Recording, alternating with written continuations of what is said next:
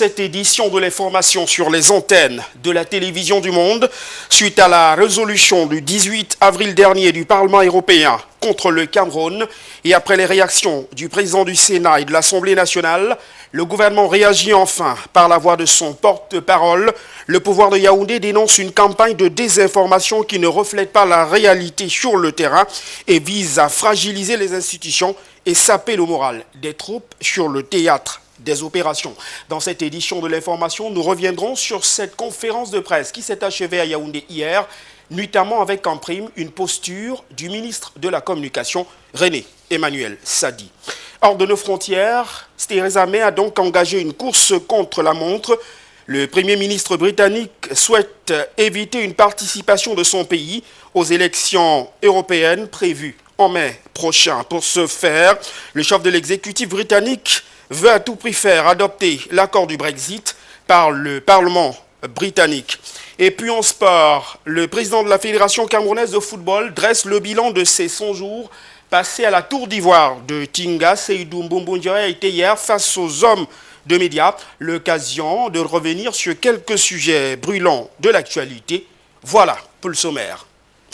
Ouvrons cette édition de l'information ce soir par cette résolution du 18 avril dernier qui fait toujours couler pas mal d'encre et de salive. Le gouvernement enfin réagit après les réactions du président du Sénat et des présidents de l'Assemblée nationale par la voie la plus autorisée.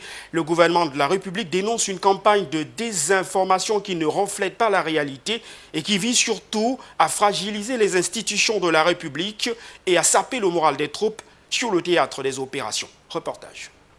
C'est sans doute une riposte à la dimension de l'envoyeur. Le Cameroun, depuis le 18 avril dernier, réagit énergiquement à la résolution du Parlement européen. Litanie de contre-vérité, ingérence, campagne de désinformation à des fins inavouées, tous les superlatifs sont mis sous le coudé pour qualifier les conclusions contenues dans cette résolution du Parlement des 27. Après la réaction de la classe politique, la sortie du président du Sénat et de l'Assemblée nationale qui rejette les allégations de torture, d'usage excessif de la force par les soldats camerounais au front, tout comme les restrictions des libertés supposées et contenues dans ce document, le gouvernement réagit enfin. Dans sa réplique, son porte-parole estime que la résolution du Parlement européen est le produit d'une instrumentalisation où transparaissent tout à la fois la candeur, l'ignorance, la désinformation et la mauvaise foi. Mis sur le banc des accusés par les eurodéputés pour violence et pratiques à caractère sexiste et en particulier à l'égard des homosexuels, René Emmanuel Sadi, dans sa communication, indique que le gouvernement camerounais dénie ces accusations en même temps qu'il tient à relever que des pratiques d'homosexualité demeurent illégales au Cameroun et contraires aux valeurs, traditions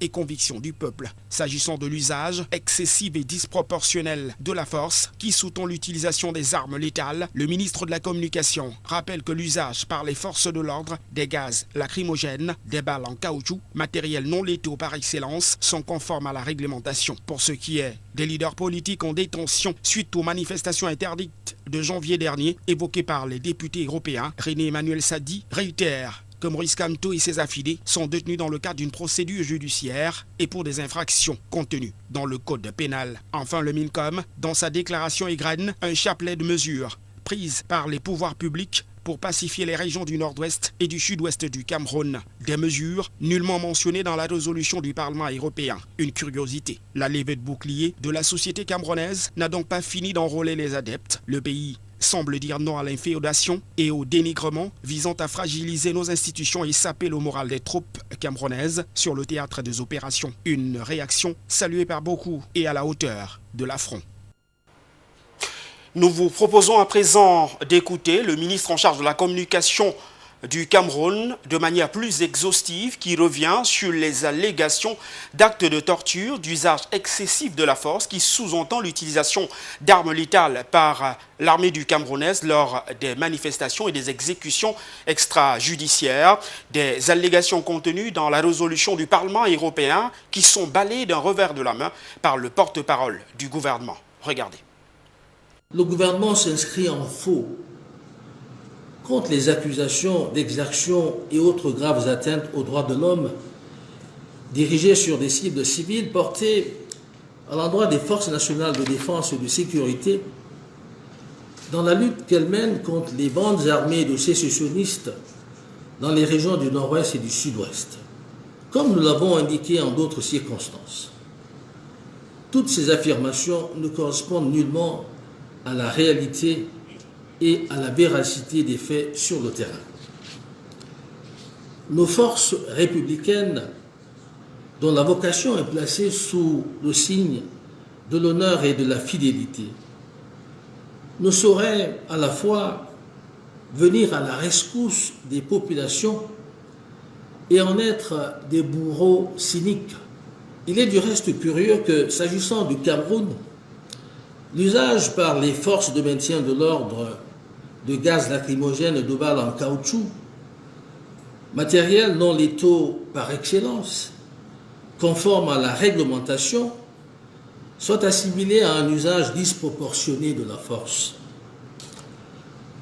Le gouvernement dénonce donc une fois encore cet acharnement contre le Cameroun, qui traduit comme une volonté de fragiliser nos institutions et de saper le moral de nos forces de défense et de sécurité dans leur mission de restauration de l'ordre, de préservation de l'intégrité territoriale et de protection des biens et des personnes vivant à l'intérieur de nos frontières.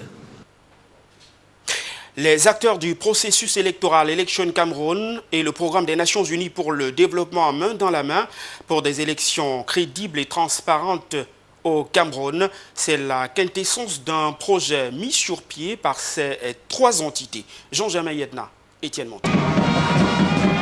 Le projet vise à créer un environnement électoral pacifique au Cameroun à travers trois actions principales, à savoir un dialogue transparent et régulier entre les acteurs clés du processus électoral, l'inclusion des groupes féminins et jeunes et la formation des forces de défense et de sécurité à la prévention et à la résolution de la violence pré- et post-électorale.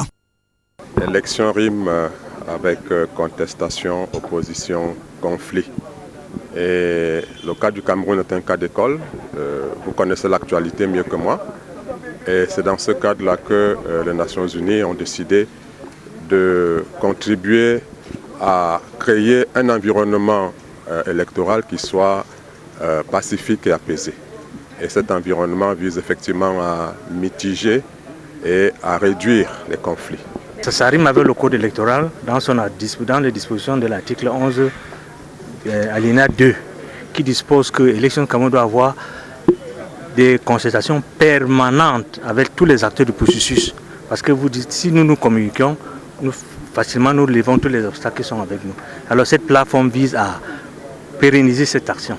Une plateforme nationale de dialogue permanente dans le cadre du projet Peace Building Fund, PBF, des Nations Unies, de renforcement des capacités à l'appui des processus électoraux pacifiques et à la cohésion sociale au Cameroun.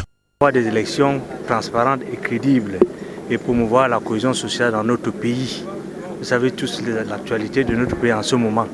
Alors Elections Cameroun, à sa manière, en collaboration avec le PNUD, envisage de créer une atmosphère paisible, crédible, pour que les élections puissent avoir lieu, les prochaines échéances puissent avoir lieu, dans une situation de sérénité totale. Comme vous le savez, l'article 11, alinéa 2, prévoit que l'ECAM doit organiser de manière régulière des concertations avec les acteurs du processus électoral. Et les Nations Unies continuent à soutenir cette initiative à travers des appuis techniques, à travers des appuis financiers. Et donc la plateforme constitue effectivement l'un des appuis techniques que nous allons apporter avec notre expertise et notre expérience à travers le monde. Une rencontre multilatérale entre le PNUD, Elections Cameroun et les autres acteurs du processus électoral pour la mise en place de cette plateforme nationale de dialogue permanente dans un contexte de recherche de compromis dynamiques devant conduire à des résolutions consensuelles pour toutes les questions relatives au processus électoral, et ce malgré les rancœurs et autres divergences d'opinion. Il sera triste de constater qu'après de multiples concertations, que les élus ne puissent pas porter, n'est-ce pas, au devant de la scène les projets de modification du code électoral et que nous ne puissions pas avoir un code électoral consensuel. Lorsque il y a des accords, lorsqu'il y a une plateforme, lorsqu'il y a des échanges, lorsqu'il y a des résolutions acceptées et partagées pour constituer le consensus, il n'y a pas de vainqueur, il n'y a pas de vaincu. C'est le Cameroun qui gagne. Ce projet d'une durée de 18 mois a démarré en novembre 2018 et sera bouclé au mois d'avril 2020, après les élections régionales, législatives et municipales prévues cette année 2019 au Cameroun. Rendons-nous à présent à Yaoundé, la capitale politique camerounaise, pour parler des préparatifs relatifs au 20 mai 2019. Les choses là-bas se précisent. Les différents responsables en charge du défilé civil ont peaufiné ce jour leurs idées autour du ministre en charge de la jeunesse et de l'éducation civique, Mounouna Fotso. Une deuxième concertation qui a le mérite de régler d'importants détails avant la grande parade civile prévue le 20 mai prochain au boulevard du 20 mai à Yaoundé. Frédéric Moutomé, Elvis Moué.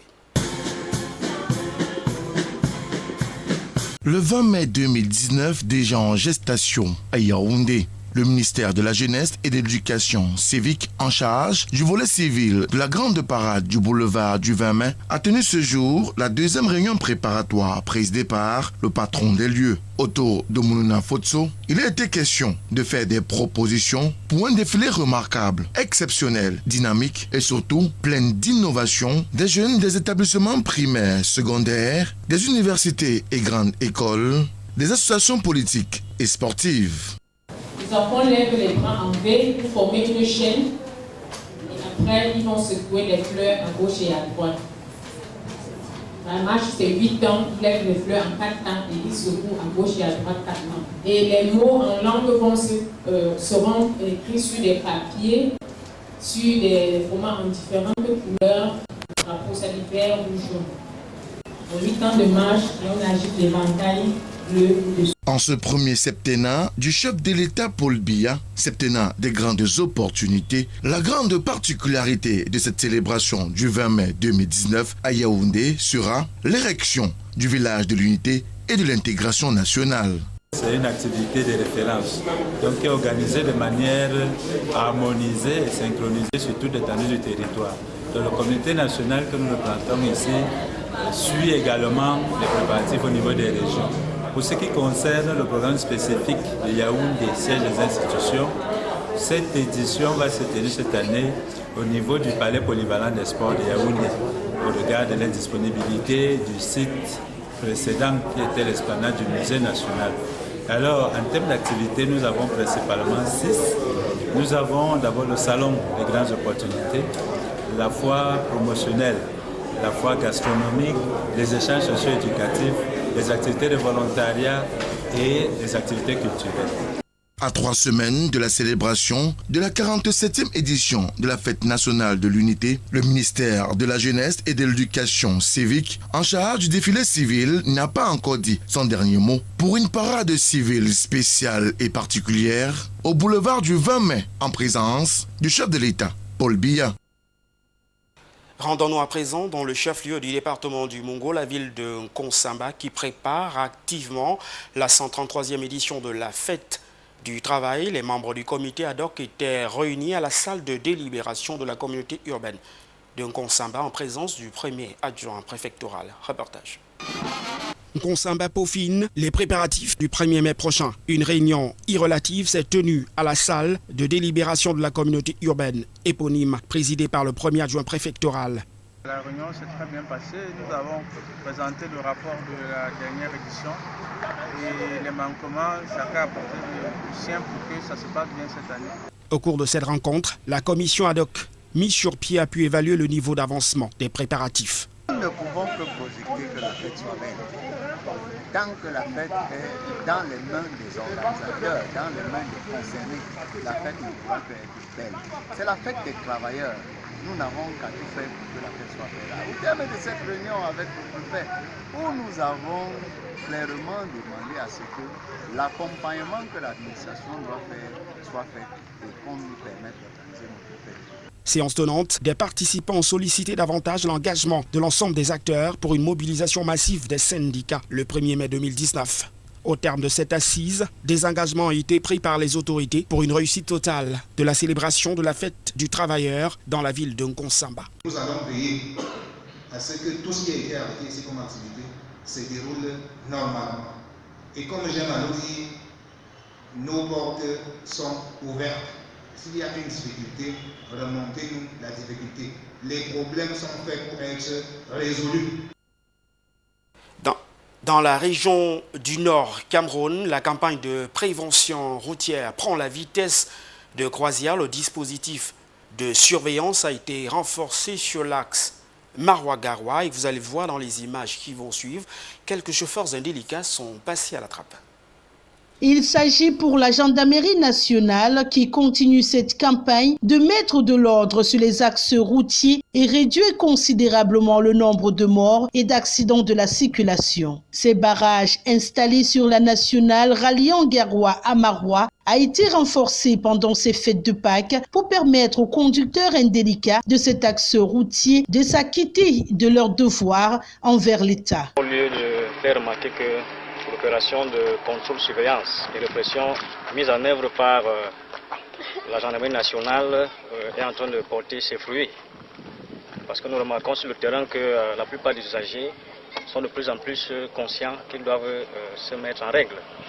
Et ceci se manifeste pratiquement sur le terrain par le fait que nous pouvons remarquer dans la plupart des véhicules que les usagers ont déjà leurs documents afférents à la circulation à jour. Nous constatons également aussi que certains, pour la plupart, disposent de matériel tels que les extincteurs, les boîtes à pharmacie et les triangles. Et ceci nous permet donc de dire que c'est une opération qui produit déjà ses fruits.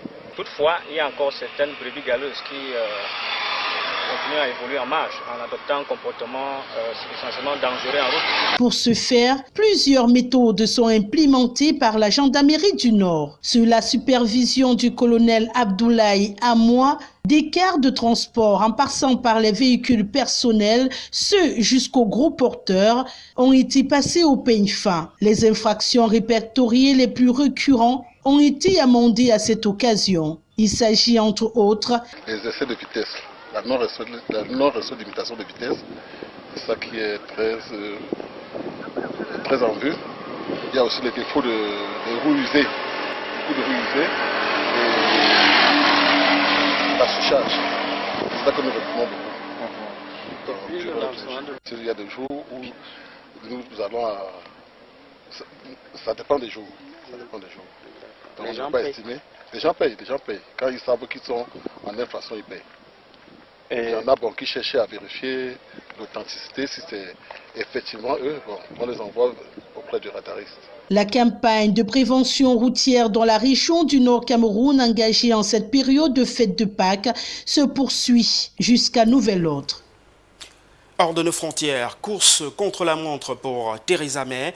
Le Premier ministre britannique ne souhaite pas voir son pays participer aux élections européennes prévues en mai prochain et pour cela, elle met la pression sur le Parlement britannique pour l'adoption dans un bref délai de l'accord sur le Brexit. Les précisions de nos confrères d'Euronews. Theresa May souhaite éviter une participation du Royaume-Uni aux élections européennes de mai prochain. Pour ce faire, la Première ministre souhaite à tout prix faire adopter un accord de Brexit par le Parlement britannique. Des négociations sont en cours avec le Parti travailliste, des discussions sérieuses mais difficiles d'après le 10 Downing Street. Alors que deux nouveaux partis ont fait leur apparition sur la scène politique, le premier, dirigé par l'eurosceptique Nigel Farage, milite tout simplement pour un départ de l'Union européenne. Je pense que l'un des principaux objectifs de notre parti est de dire « Regardez, le Brexit n'est pas une question de droite ou de gauche, mais plutôt une question de juste ou de faux. Le Brexit doit nous évoquer un pays démocratique qui fonctionne correctement, un pays normal.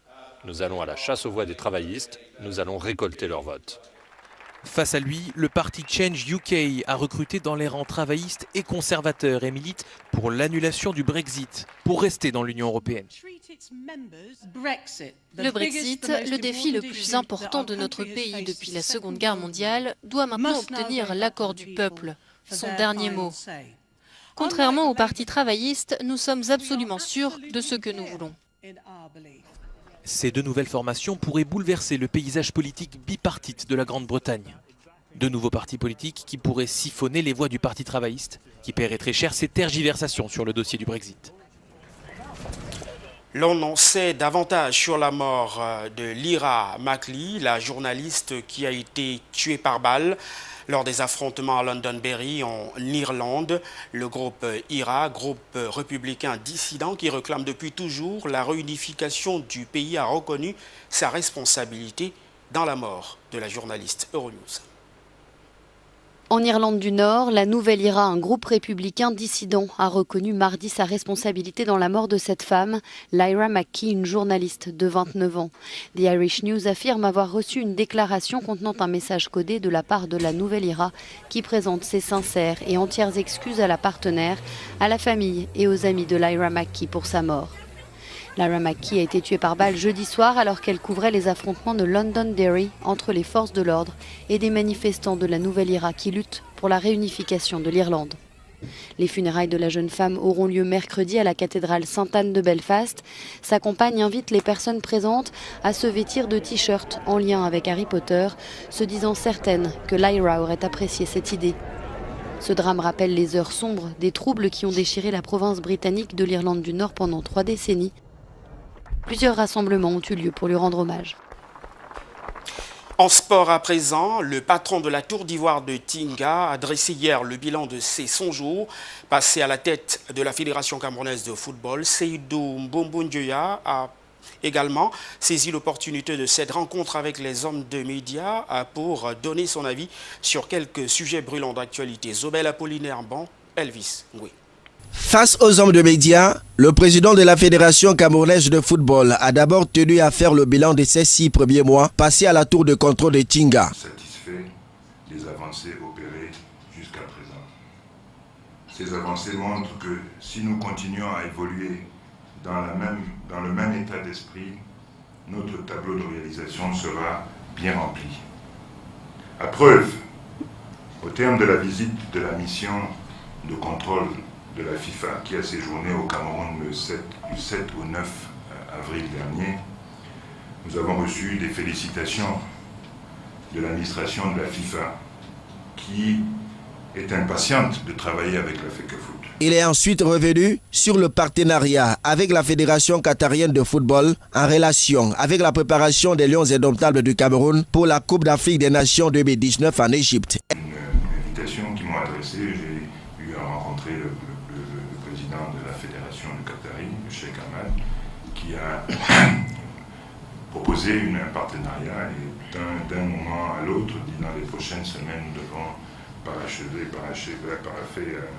un contrat, une convention entre les deux fédérations seules.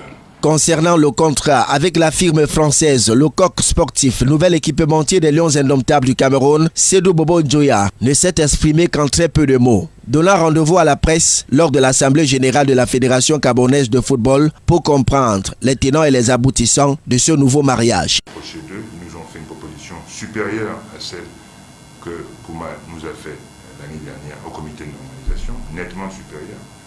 Et j'ai considéré que les intérêts de la fédération étaient bien protégés et acceptables. J'ai demandé à mes collègues du comité d'urgence, ce sont nos procédures internes, nous avons fait une séance de travail à ce sujet. Ils m'ont donné mandat de signer. J'ai signé. Nous rendrons compte au comité exécutif dans les prochaines semaines, comme le précise. L'autre point sur lequel le président de la FECAFOOT s'est penché concerne la plainte des Comores déposée au TAS. S'agissant du problème soulevé par les Comores, donc la plainte du Comore, j'ai eu une séance de travail avec le service juridique de la CAF récemment, qui m'a donné toutes les assurances sur ce dossier. Les échanges ont été fructueux et les hommes de médias ont été éclairés sur un certain nombre de sujets qui suscitaient moult interrogations. Toujours en sport, parlons à présent de ces épreuves physiques et sportives du baccalauréat. Le temps est désormais donné dans la région de l'ouest du Cameroun où les candidats à cet examen physique ont pris d'assaut le lycée bilingue de Mbouda. C'était sous le regard de nos reporters Zobel Apollinaire Mbon et Herbert Kouamou. Ce sont plus de 500 élèves qui ont pris part aux épreuves physiques et sportives au lycée bilingue de Bouda. Le moral au beau fixe, ils ont bravé avec détermination tous les ateliers apprêtés pour la circonstance. L'épreuve même, on écrit pas bien, mais c'est ici là. Tu peux facilement avoir 19 ici là. Or, à l'épreuve même, c'est pas facile d'avoir 19. Or, ici, tu peux avoir 19. Et cela a beaucoup d'avantages. Le lycée bilingue de Bouda n'a lésiné sur aucun moyen pour que ces épreuves se déroulent sans problème. Tout a été préparé pour accueillir tous ces candidats. Vous allez constater que ce matin, on a commencé vraiment sans anicroche, sans problème majeur. Et les autres examens suivront et ce sera les mêmes préparations. C'est à cœur joie que les différents candidats ont affronté cette première étape de l'examen baccalauréat, session 2019. Sérénité et confiance restent des mises pour tous à quelques semaines seulement de l'examen écrit. Avant de refermer définitivement cette édition de l'information ce soir, nous vous rappelons les principaux titres qui en ont constitué le sommaire. D'abord, cette résolution du Parlement européen qui suscite toujours autant de réactions au sein de la classe politique du Cameroun. Après le président du Sénat et de l'Assemblée nationale, le gouvernement a enfin réagi par la voie la plus autorisée. René Emmanuel Sadi, hier, parle de campagne de désinformation qui vise à saper le moral des troupes et à fragiliser les institutions de la République du Cameroun. Dans cette édition de l'information, nous sommes revenus sur cette communication du porte-parole du gouvernement avec en prime une de ses postures. Hors de nos frontières, nous avons mis le cap sur le Royaume-Uni où Theresa May a engagé une véritable course contre la montre. Le Premier ministre britannique ne souhaite pas en effet que son pays puisse participer aux élections européennes prévues en mai prochain. Pour cela, elle met la pression sur le Parlement britannique pour l'adoption de l'accord sur le Brexit. Et puis en sport, Seydou Mboumbou Njoya a dressé le bilan de ses 100 jours passés à la tête de la Fédération camerounaise de football. L'homme fort de la Tour d'Ivoire de Tinga était hier face aux hommes de médias. L'occasion de revenir sur quelques sujets brûlants d'actualité. Merci d'avoir suivi cette édition du 20h ce soir sur les antennes de la télévision du Monde. Bonne suite des programmes à tous.